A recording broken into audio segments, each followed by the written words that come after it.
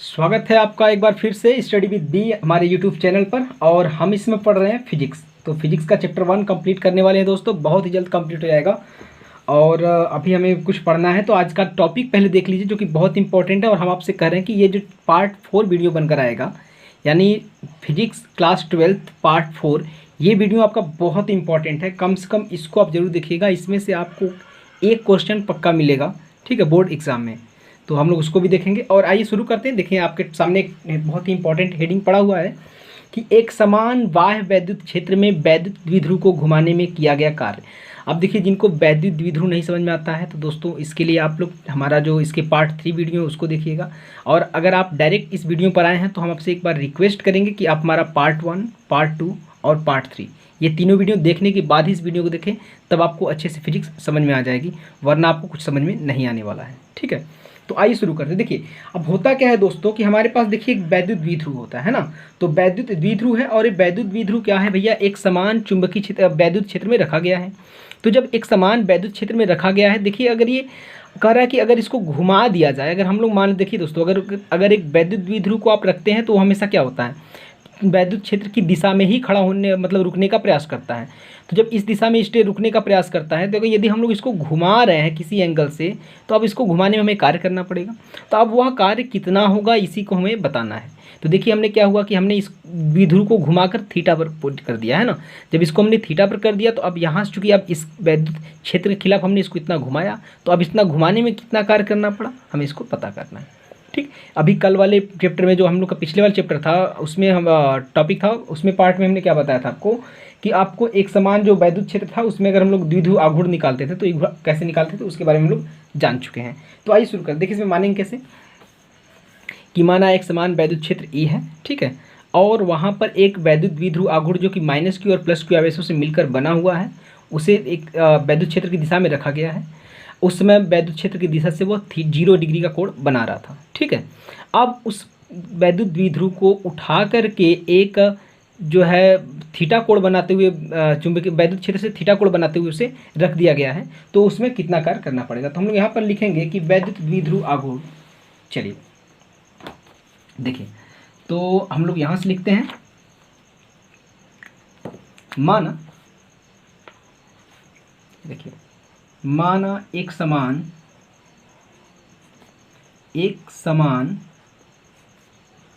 वैद्युत क्षेत्र में, माना एक समान वैद्युत क्षेत्र में एक वैद्युत द्विध्रुव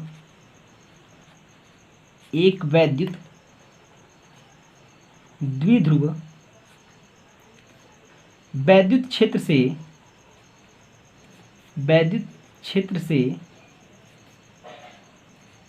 क्षेत्र से 0 डिग्री के कोण बनाते हुए रखा गया है। 0 डिग्री का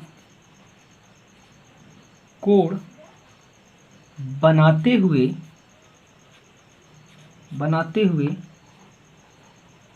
रखा गया है, ठीक है।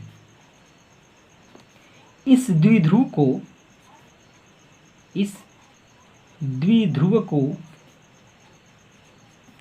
थीटा डिग्री घुमाने में किया गया कार्य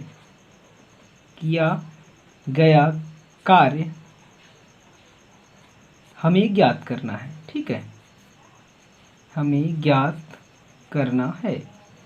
देखिए दोस्तों, अभी इतनी बात तो हमें पता चल गई कि भाई आप माने के लिखेंगे कैसे कि माना एक समान वैद्युत क्षेत्र में एक वैद्युत द्विध्रुव माना एक समान वैद्युत क्षेत्र में वैद्युत द्विध्रुव क्षेत्र से थीटा डिग्री कोण, यहाँ पर हाँ जी, थीटा डिग्री कोण बनाते हुए रखा गया है। इसे द्विध्रुव को थीटा डिग्री घुमाने में किया गया कार्य हमें ज्ञात करना है। तो देखिए, तो अब इस पर बल आघूर्ण कार्य करेगा, तो सर हम लोग बल आघूर्ण निकाल लेते हैं। तो थीटा डिग्री घुमाने में द्विध्रुव पर कार्य करने वाला बल आघूर्ण, थीटा डिग्री घुमाने पर द्विध्रुव पर लगने वाला बलाघूर्ण। देखिए दोस्तों, अब यहाँ पर हम लोग निकालेंगे इसका बलाघूर्ण कितना होगा। तो बलाघूर्ण को हम लोग टाउ से दिखाते हैं। टाउ बराबर हम लोग कल निकाल चुके थे फार्मूला, आपको याद होगा पी ई साइन थीटा, यही तो आया था। अब चूंकि देखिए अब यहाँ से अब इसको हम लोग पी ई साइन थीटा आ गया, तो अब क्या है कि अब इसको हम लोग घुमाना है। तो अभी चूंकि तो हमने थीटा डिग्री घुमाया, लेकिन ये थीटा बदलता रहेगा, तो किस पर है, तो हम लोग इसको लिख लेते हैं कि इसको डी थीटा परिवर्तन करने में द्विध्रुव को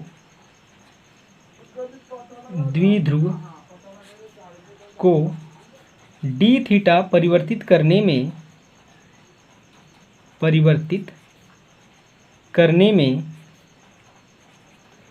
द्विध्रुव को डी थीटा परिवर्तित करने में किया गया कार्य। अब देखिए दोस्तों, अब इसको हम लोग किया गया कार्य निकाल रहे हैं, तो कैसे निकलेगा ये ध्यान दीजिएगा। तो यहाँ से हो जाएगा क्या, डी डब्ल्यू एक लघु अवयव के लिए निकाल रहे हैं, तो हम लोग यहाँ से क्या हो जाएगा पी ई साइन थीटा और यहाँ से हो जाएगा डी थीटा, यही तो होता है। ठीक, अब इसको करना क्या है दोस्तों, अब कुछ नहीं करना, अब इसका इंटीग्रेशन कर दीजिए दोनों पक्षों का समाकलन करने पर, है ना। दोनों पक्षों का समाकलन यानी इंटीग्रेशन, समाकलन करने पर, ठीक है। अब हम लोग इसका समाकलन करते हैं तो क्या होगा उसको ध्यान दीजिएगा। तो जब समाकलन करेंगे दोस्तों तो हो जाएगा आपका डी डब्ल्यू का इंटीग्रेशन यहाँ से करेंगे। अब इसका देखिए जीरो से हम लोग कहाँ तक करेंगे दोस्तों, थीटा तक करेंगे, क्योंकि पहले जीरो रखा गया था, बाद में फिर थीटा तक किया गया। तो इसका इंटीग्रेशन करते हैं 0 to थीटा डिग्री करेंगे, और यहाँ से पी ई साइन थीटा और डी थीटा ये हो जाएगा। अब यहाँ से देखिए दोस्तों पी ई कॉन्स्टेंट है, उसको आप बाहर निकाल दीजिएगा। यहाँ से डी डब्ल्यू का करेंगे तो इंटीग्रेशन केवल कैपिटल डब्ल्यू मिल जाएगा। तो यहाँ से क्या हो जाएगा दोस्तों, देखिए पी ई साइन थीटा आपका 0 से थीटा तक जाएंगे, और यहाँ से करेंगे आप साइन थीटा और डी थीटा का। तो साइन थीटे का इंटीग्रेशन क्या होता है भाई, सबको पता है, नहीं पता है तो याद रख लीजिएगा, माइनस कॉस थीटा होता है। ठीक है, मैथ वालों को पता होगा, लेकिन बायो वालों को थोड़ा देखना पड़ेगा, तो इसको ध्यान दीजिएगा। तो 0 से थीटा डिग्री, अब इसको रखते हैं तो वैल्यू कितनी आती है पहले उसको देख लेते हैं। तो पी ई, अब ये पहले थीटा रखते हैं यहाँ से, तो माइनस कॉस थीटा। अब फिर क्या होता है दोस्तों, देखिए यहाँ से माइनस होता है, फिर बीच में माइनस आ जाता है। ठीक है, तो अब माइनस पहले से ही है, तो माइनस माइनस से क्या हो जाएगा, प्लस हो जाएगा कॉस 0। ठीक, अब इसको सॉल्व करेंगे तो कॉस 0 की वैल्यू क्या होती है, 1 होती है। तो इसको आप कह सकते हैं sir P E in bracket 1 minus cos theta, इसको पहले लिख लेते हैं 1 माइनस कॉस थीटा, और 1 को पहले लिख दिया हमने। ठीक है, तो ये हो गया आपका डब्लू। तो यानी इसका मतलब ये हुआ कि हमको जो है अगर एक वैद्युत क्षेत्र में अगर इसको हमको घुमाना पड़े तो हमें इतना कार्य करना पड़ेगा। देखिए पहला डेरिवेशन कंप्लीट हो गया। ठीक, तो अब यहाँ पर इतना दोस्तों हमें मिल गया। तो अब हम लोग को देखना क्या है कि अगर आप कोई पूछ दे कि भैया बताओ इस द्विध्रुव को अधिकतम घुमाने में कितना कार्य करना पड़ेगा, ये भी ध्यान देने वाली बात है ना। तो कितना कार्य करना पड़ेगा अधिकतम हमें घुमाना पड़े तो देखिए अधिकतम कार्य के लिए, तो अधिकतम कार्य के लिए थीटा कब होगा भाई, जब इस थीटा को इसको टोटली इस तरफ से घुमा करके इस तरफ कर दिया जाए, यानी 180 डिग्री मूव करा दिया जाए। तो यहाँ पर लिख देंगे अधिकतम कार्य के लिए, अधिकतम कार्य के लिए। देखिए जब अधिकतम कार्य के लिए हम लोग यहाँ से बात करेंगे साथियों, तो वो हो जाएगा क्या, थीटा की वैल्यू हो जाएगी 180 डिग्री। ठीक है, तो अब इसको रखते हैं, यहाँ से चेक कर लेते हैं 180 डिग्री पर क्या आता है। तो W in bracket W equals to P E in bracket 1 minus cos 180, और कास 180 की वैल्यू कितनी होती है दोस्तों बता दीजिए एक बार। तो जी बिल्कुल सही, -1। तो यहाँ से हो जाएगा W equals to P E, और यहाँ से देखिए -1 है तो माइनस माइनस प्लस हो जाएगा दोस्तों, है ना। तो 1 + 1 यानी फाइनली आपको मिल जाएगा W बराबर 2PE। अगर कोई आपसे पूछे कि अधिकतम कार्य कब होगा, तो जब थीटा की वैल्यू 180 डिग्री रहेगी, तो उस समय हमसे क्या होगा दोस्तों, अधिकतम कार्य करना पड़ेगा। और कोई बोले कि न्यूनतम कार्य कब होगा, तो न्यूनतम कार्य तो 0 डिग्री पर रहेगा भाई। तो चूँकि cos 0 की वैल्यू 1 हो जाएगी और टोटल का 0 हो जाएगा, उसमें कोई कार्य होगा ही नहीं। ठीक है, तो ये टॉपिक बहुत इंपॉर्टेंट है। इसके बाद वाले 2 टॉपिक्स और भी अधिक इंपॉर्टेंट है, जो कि एकदम 100% कह लीजिए, नहीं तो आप 99% या 90% तो फिक्स है कि उसमें से आएगा जरूर क्वेश्चन आपके बोर्ड में। हर बार आता है, इस बार भी आएगा। चलिए देखते हैं अगले टॉपिक को। जी दोस्तों देखिए, ये आपके बीच में है कि वैद्युत द्विध्रुव की अक्षीय स्थिति में किसी बिंदु पर वैद्युत क्षेत्र की तीव्रता। यदि हमारे पास एक वैद्युत द्विध्रुव है और उसकी अच्छी स्थिति में अगर हम लोग किसी बिंदु पर वैद्युत क्षेत्र की तीव्रता निकालना चाहें, यानी इंटेंसिटी ऑफ इलेक्ट्रिक फील्ड को फाइंड आउट करना है, तो वो कितना होगा, इसके बारे में हम लोग को बात करनी है। तो दोस्तों आप ध्यान दीजिएगा, यहाँ से ये बहुत इंपॉर्टेंट है, वेरी वेरी इंपॉर्टेंट है ये, इसलिए इसको VIMP कर लीजिएगा। यहाँ पर देखिए लिखते कैसे हैं, पहले इसको ध्यान दीजिएगा। दोस्तों बच्चों को प्रायः लिखने में बहुत प्रॉब्लम होती है, तो इसलिए हम आपको पूरा लिख कर इसको बता रहे हैं कि आप कैसे करेंगे। तो यहाँ पर लिखेंगे माना एक वैद्युत द्विध्रुव, माना एक वैद्युत द्विध्रुव AB नाम इसका, एक वैद्युत द्विध्रुव AB जो -q तथा +q कूलाम के आवेशों से मिलकर बना है, कूलाम के आवेशों से मिलकर बना है, से मिलकर बना है। ठीक है, हम लोग इतना मान लेते हैं दोस्तों कि माना एक वैद्युत द्विध्रुव AB जो -q और +q कूलाम के आवेशों से मिलकर बना है तथा ऐसे माध्यम में रखा गया है, तथा ऐसे माध्यम में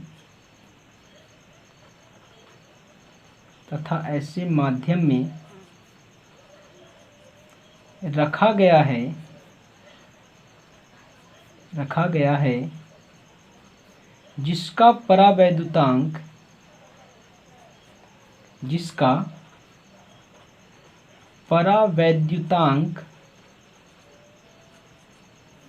K है। ठीक है, अब परावैद्युतांक क्या होता है दोस्तों, इसके लिए आप पहला वीडियो देख लीजिएगा, क्लियर हो जाएगा। ठीक है, तो जिसका परावैद्युतांक K है। अब इतना है दोस्तों, हमें आप क्या है कि द्विध्रुव के मध्य बिंदु से, देखिए द्विध्रुव ये रहा इसका मध्य बिंदु, द्विध्रुव के मध्य बिंदु O से r दूरी पर एक बिंदु P है, जहां पर वैद्युत क्षेत्र की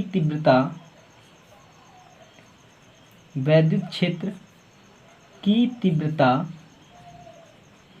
यानी इंटेंसिटी ज्ञात करनी है। ठीक है, तो आप इसको समझ कर चलेंगे भाई, जहाँ पर वैद्युत क्षेत्र की तीव्रता क्या करनी है, ज्ञात करनी है। अब वहाँ से है तो हम लोग यहाँ से देखिए दो आवेश है, माइनस और प्लस q। तो आप देखिए इन दोनों का डायरेक्शन क्या रहेगा दोस्तों, पहले इस चीज़ को समझिएगा, बहुत इंपॉर्टेंट है यहाँ पर आपको। अब देखिए जो यहाँ पर प्लस q आवेश रहेगा, हमने बताया था कि प्लस q से आवेश क्या निकलती है, हमेशा दूर जाती है ना। प्लस q से जो वैद्युत क्षेत्र की तीव्रता का जो किरण होता है, यानी वैद्युत बल रेखा हमेशा दूर भागती है, यानी इसके द्वारा E1 जनरेट होगा। और हमने कहा माइनस की तरफ अंदर की ओर आती है, तो यहाँ से जो माइनस आवेश के कारण है जो वैद्युत क्षेत्र की तीव्रता है वो E2 हो जाएगी। ठीक है, तो यहाँ पर हम लोग लिखते हैं कि प्लस Q1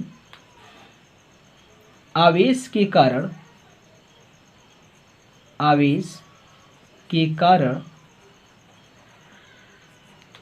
प्लस Q1 आवेश के कारण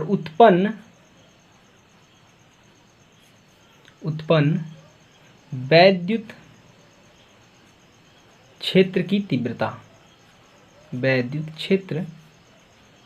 तीव्रता।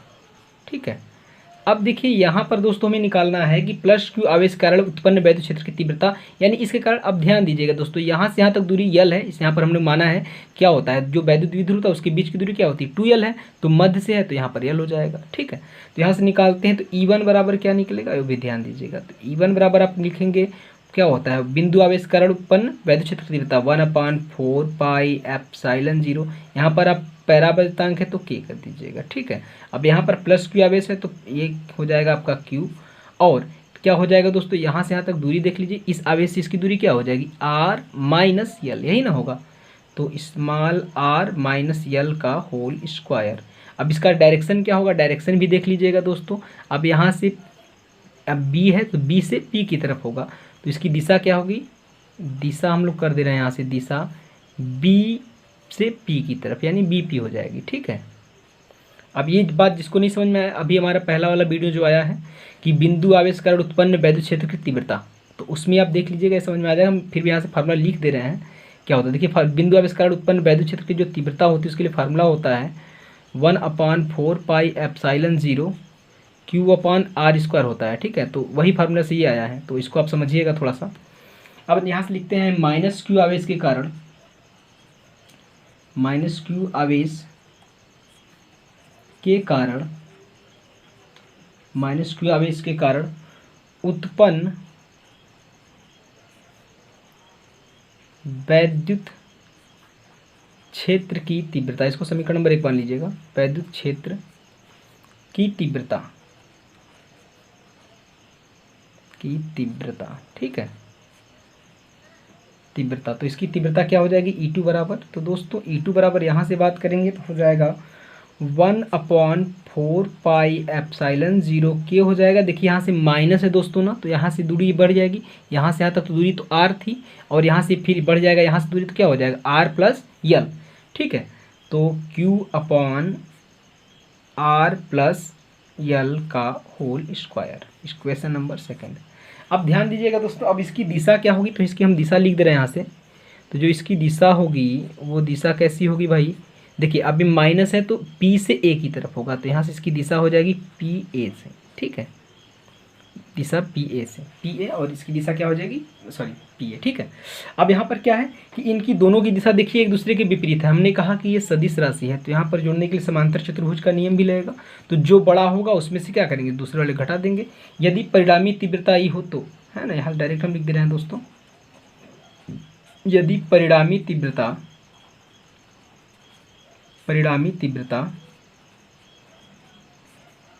कैपिटल E हो तो, ध्यान दीजिएगा।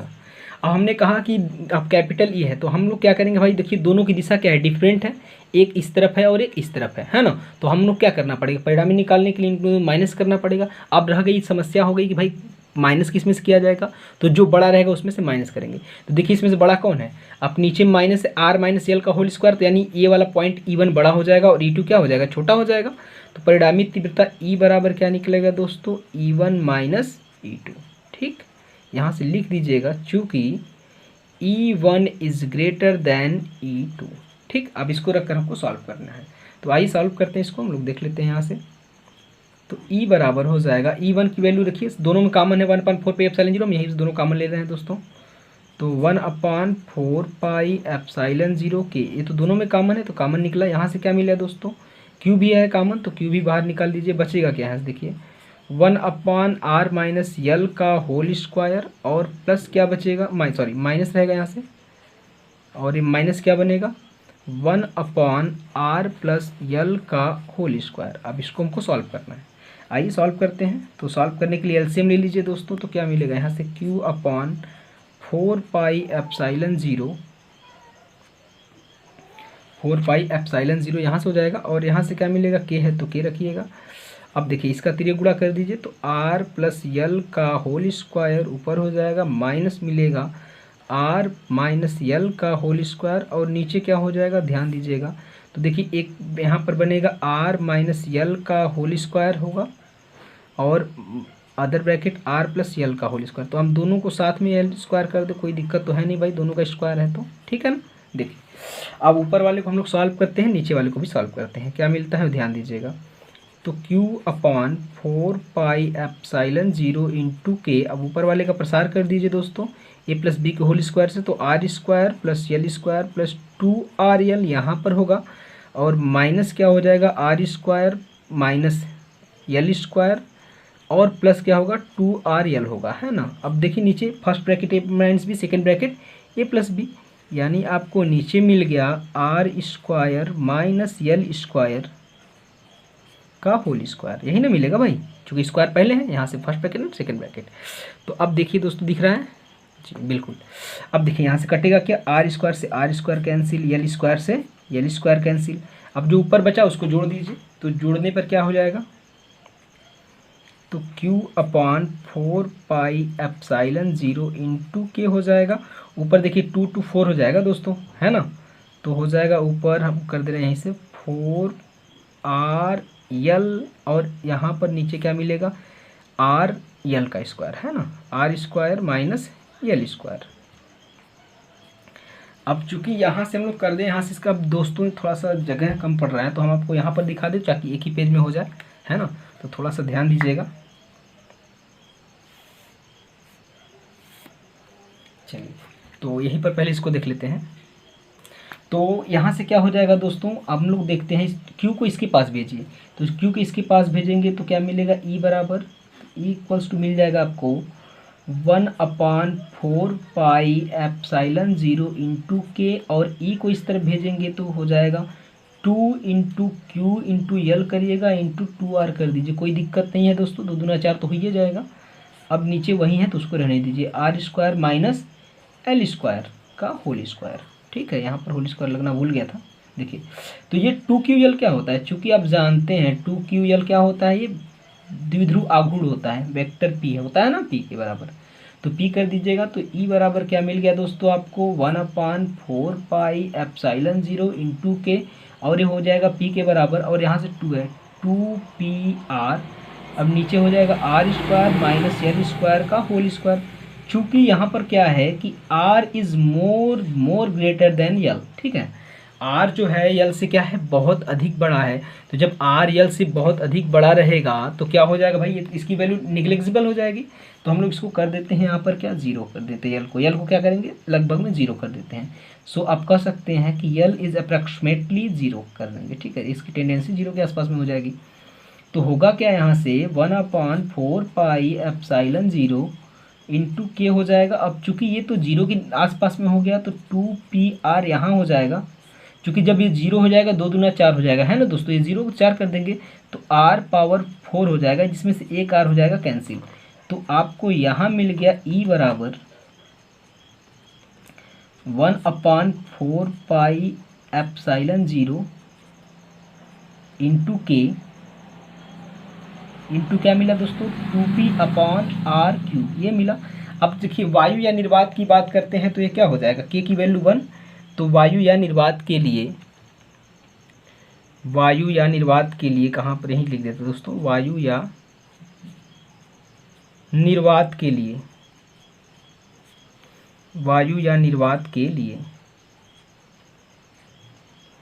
k बराबर क्या हो जाएगा दोस्तों, 1। जब k बराबर 1 हो गया तो फाइनली आपका जो फार्मूला बनकर आएगा ये हो जाएगा, देखिए E बराबर 1/4 पाई एप्साइलन 0 इंटू के, और सॉरी k तो हट गया ना दोस्तों, k की वैल्यू 1 हो गई, और क्या हो जाएगा 2p/r³। देखिए यही दोस्तों आएगा, अब यही हमें लाना था।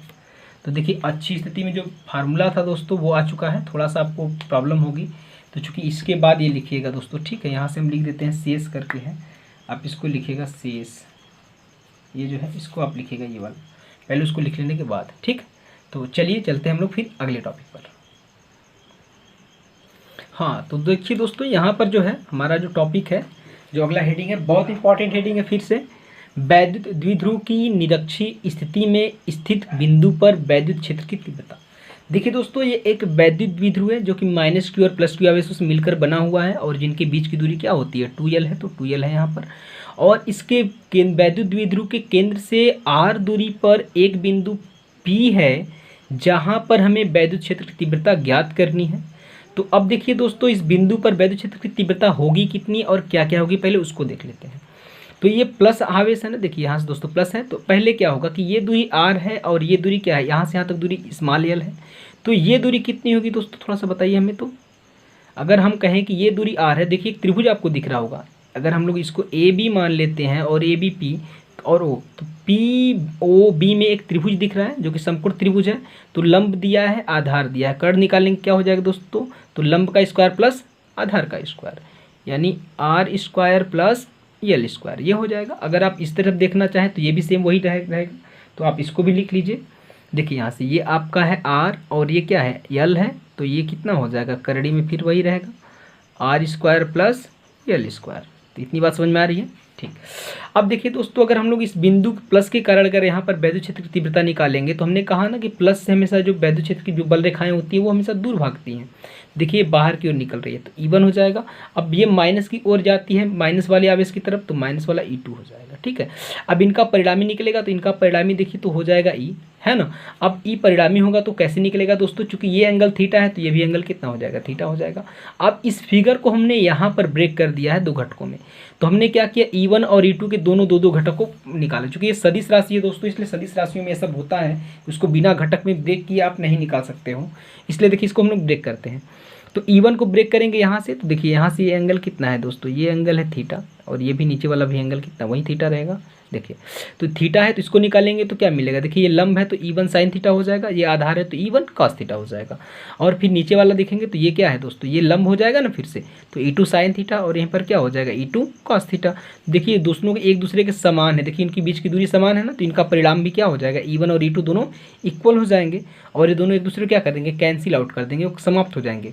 तो जो इनकी परिणामी तीव्रता बचेगी, क्या बचेगी, केवल E बराबर, चूंकि देखिए ये दोनों सेम डायरेक्शन में है इसलिए दोनों क्या हो जाएंगे, ऐड हो जाएंगे, इसलिए E1 cos theta plus E2 cos theta हो जाएगा। ठीक है दोस्तों, फिगर अगर समझ में आ गई है तो हम आगे चलें। अगर दिक्कत है तो दोस्तों आप कमेंट में कमेंट करिएगा, हम आपके पूरे कन्फ्यूजन को दूर करने का पूरा प्रयत्न करेंगे। ठीक है, आइए शुरू करते हैं इसके। देखिए लिखेंगे कैसे, लिखेंगे माना एक वैद्युत द्विध्रुव, माना एक वैद्युत द्विध्रुव AB जो -q तथा +q आवेशों से मिलकर बना है, -q तथा +q आवेशों से मिलकर बना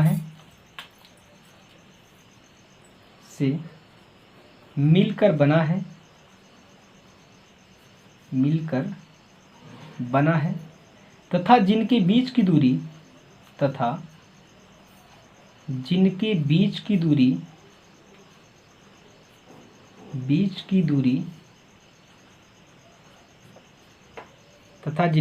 दूरी 2l है।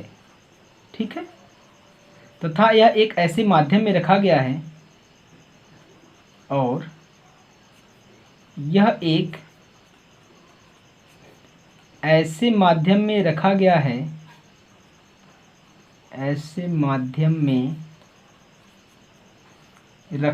है, रखा गया है जिसका परावैद्युतांक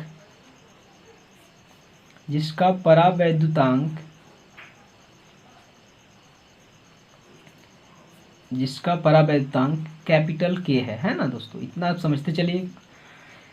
द्विध्रुव के मध्य बिंदु से द्विध्रुव के मध्य बिंदु O से R दूरी पर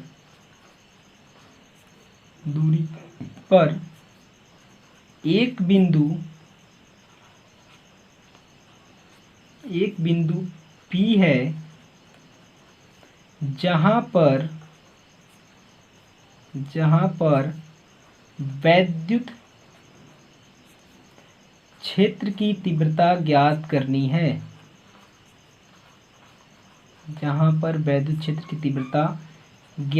करनी है, ठीक है दोस्तों, ऐसे आप समझ कर चलेंगे तो आपको बहुत अच्छे समझ में आ जाएगा। ठीक, अब हम लोग फिगर में तो सब कुछ समझ चुके हैं, आगे चलते हैं थोड़ा सा और, तो लिखते हैं डायरेक्ट, +q आवेश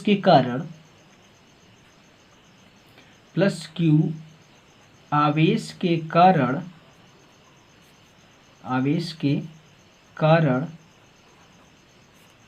उत्पन्न वैद्युत क्षेत्र की तीव्रता,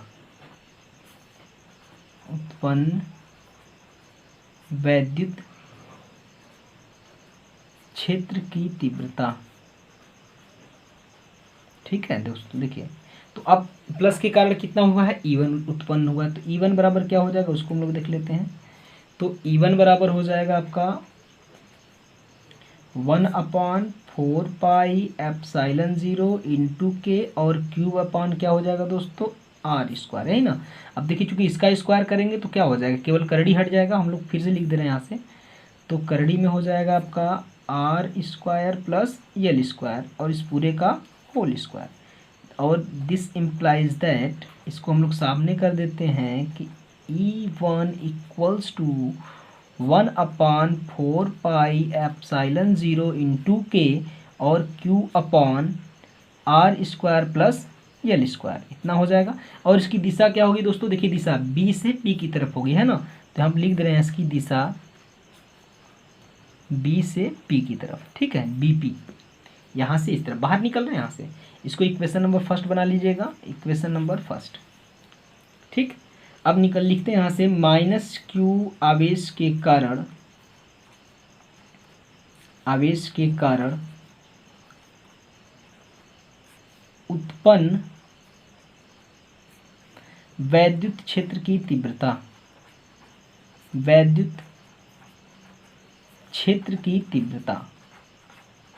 ठीक है। देखिए अब इसके कारण तीव्रता कितनी हो जाएगी, देखिए सेम टू सेम वही दोस्तों, सेम वही आएगा। तो हो जाएगा आपका E2 equals to 1/4 pi epsilon 0 into K और Q अपॉन वही होगा आपका आर स्क्वायर प्लस यल स्क्वायर। चूँकि देखिए यहाँ पर भी दूरी सेम है और एक करड़ी में है, करड़ी में कर दीजिएगा और इसका होल स्क्वायर तो होल स्क्वायर कर लीजिएगा, ठीक। और फिर क्या हो जाएगा दोस्तों, यहाँ से E2 इक्वल्स टू हो जाएगा 1/4 pi epsilon 0 into K Q upon R square plus यल स्क्वायर, इक्वेशन नंबर सेकेंड। और इसकी जो दिशा होगी वो दिशा किस तरफ हो जाएगी, ए, देखिए P से A की ओर होगी, ठीक है, P से A की ओर। तो ये भी आप पॉइंट कंसिडर करिएगा। अब इनकी परिणामी तीव्रता निकालते हैं। इसके लिए देखिए दोस्तों आप फिगर 1 देख लीजिएगा। तो परिणामी तीव्रता हम लोग डायरेक्ट निकाल देते हैं यहाँ से। यदि परिणामी तीव्रता दिख रहा है दोस्तों अच्छे से, चलिए ठीक है। यदि परिणामी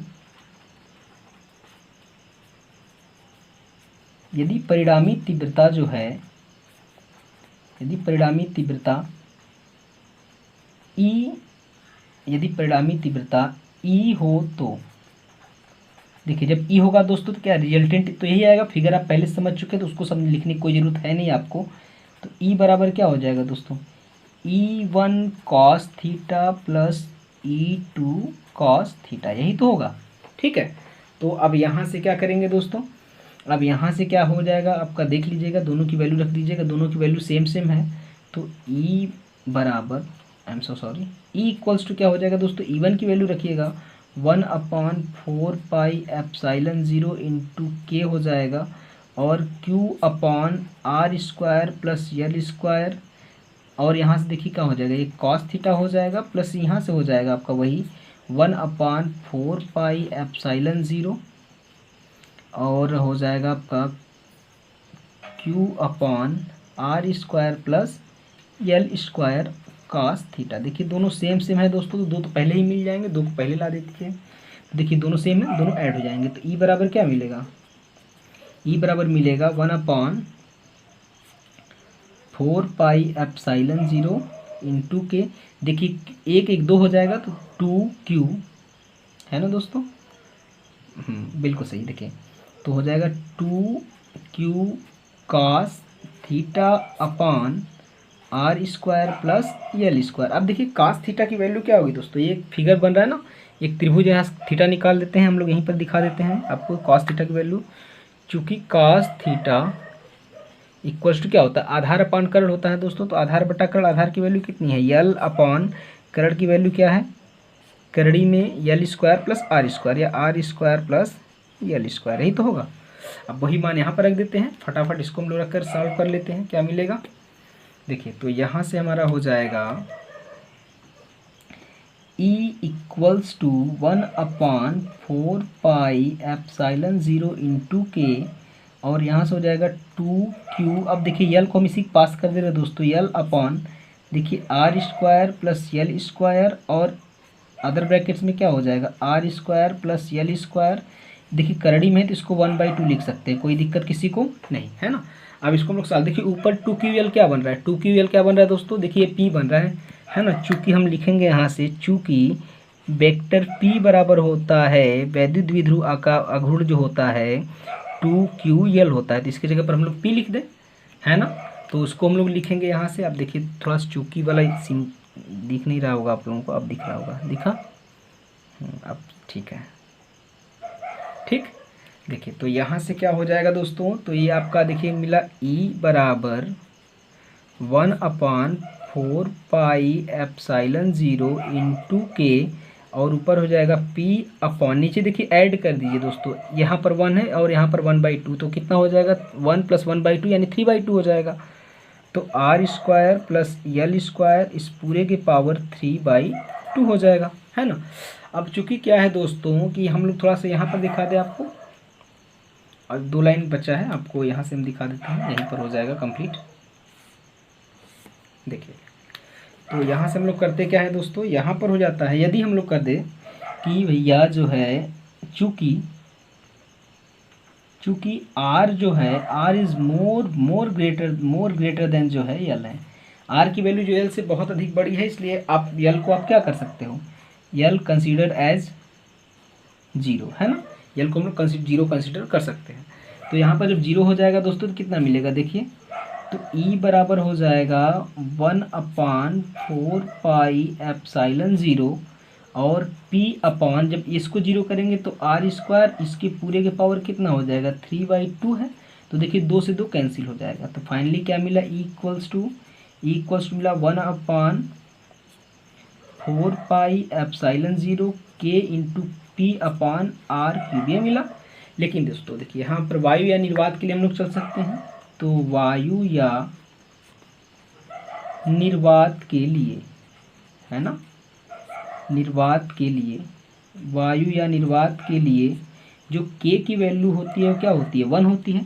जब k की वैल्यू 1 हो गई तो हमारा जो फार्मूला बनेगा क्या बनेगा, जो निरक्षीय स्थिति के लिए E equals to 1/4 pi epsilon 0 P upon r³, ठीक है। यही दोस्तों बनेगा निरक्षीय और अच्छी और निरक्षीय स्थिति के लिए। तो ये आपका कंप्लीट हो गया दोस्तों। तो ये दोनों डेरिवेशन बहुत बहुत बहुत इंपॉर्टेंट है। अब इसके बाद हम लोग पढ़ेंगे दोस्तों वैद्युत फ्लक्स क्या होता है ना। अब यहाँ से गॉसियस थ्योरम आएंगे जो कि वो अगेन बहुत इंपॉर्टेंट है। तो ये आपका हो गया। तो ये आज का वीडियो बहुत इंपॉर्टेंट था, तो इसको आप अंत तक देखें। इसके लिए आपका बहुत बहुत धन्यवाद। खुश रहिए, मस्त रहिए और पढ़ते रहिए। नमस्कार।